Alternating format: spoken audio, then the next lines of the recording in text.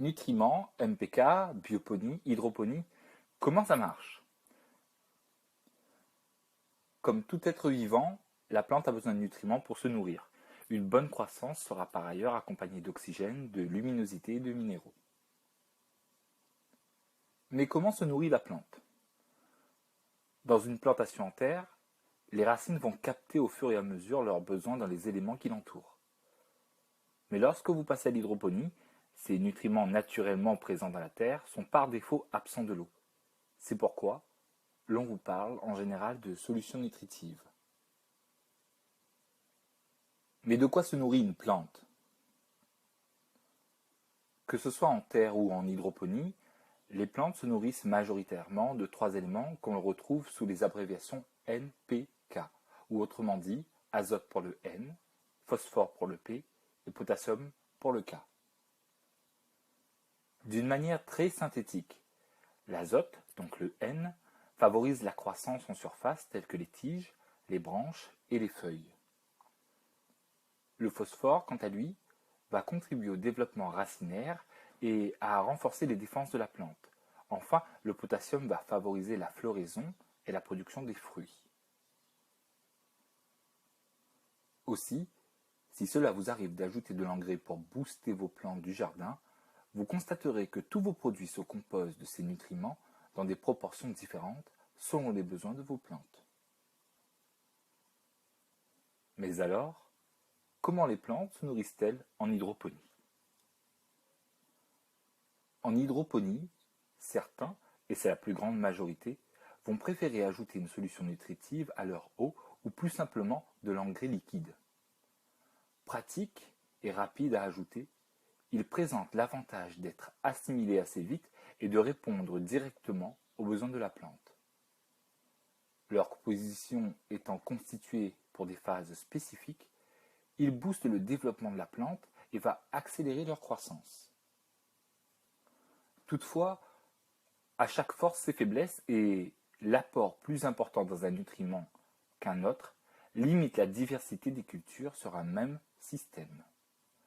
En effet, l'apport nutritif correspondant à des salades n'est pas le même que pour des fraises. Le second procédé est la bioponie. Ici, la nuance va se faire sur la solution nutritive. De par sa composition, celle-ci va favoriser le développement de la vie microbienne de votre système.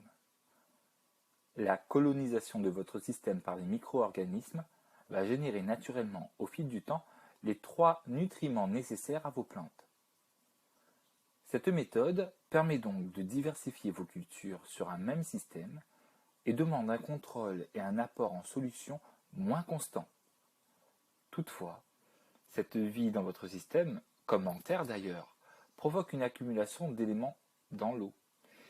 Il nécessite donc un nettoyage occasionnel et partiel pour conserver la vie microbienne.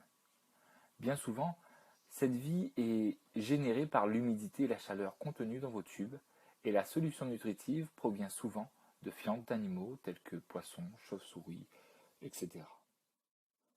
Enfin, le troisième procédé est l'aquaponie. Il est le savant équilibre entre la vie marine et terrienne. Et en passant par un très gros raccourci, les déchets de poissons sont transformés grâce à des bactéries présentes dans le substrat en aliments pour la plante. Cette dernière, en se nourrissant, filtre l'eau et leur envoie l'appareil. Les adeptes se plaisent certainement à utiliser une technique plus proche de la nature, mais les sceptiques réfutent cette idée en indiquant qu'il n'y a rien de naturel à élever des poissons dans un bassin et à les nourrir en granulés dont on ne connaît l'origine. Par ailleurs, ce procédé demande de la place, mais bien conçu, il peut être aussi un fabuleux objet décoratif en intérieur. Il nécessite bien évidemment de nourrir les poissons, mais cela peut être ludique lorsqu'on a des enfants. Mais pour finir, nous n'avons pas abordé la notion des oligo-éléments. Alors qu'est-ce que c'est? Comme pour notre équilibre, il nous arrive parfois de faire des cures de vitamines. Et bien, parallèlement, il en est de même pour les plantes.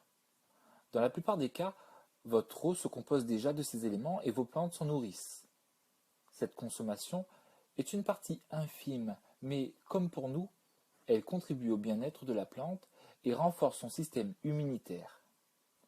Parmi les plus utilisés, vous pourrez vous fournir en magnésium et en calcium.